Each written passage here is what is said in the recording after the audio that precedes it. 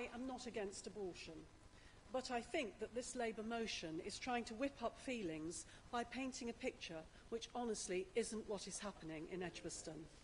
It mentions harassment, then it says street harassment, then it says people should be free from intimidation, and then bullying and intimidation, and then Councillor Francis said in her speech that there is considerable disruption in areas where there are clinics.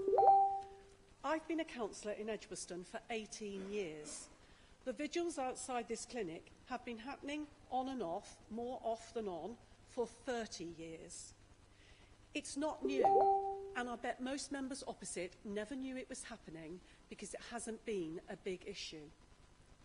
A couple of times a year, in Lent and Advent, people from local churches stand outside the clinic to pray and to speak to people who want to have a conversation with them.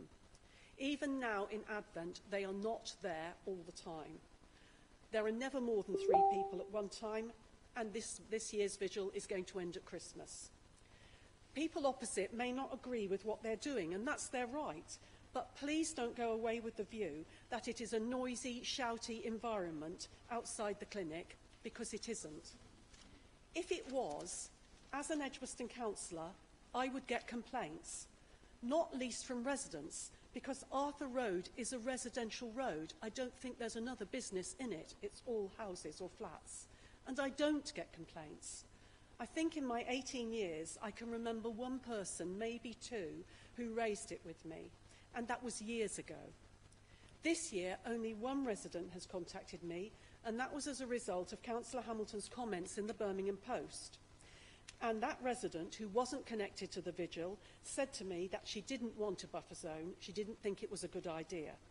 So to sum up, I just think the language used in this motion is provocative and honestly doesn't describe what's been happening in Edgbaston for years.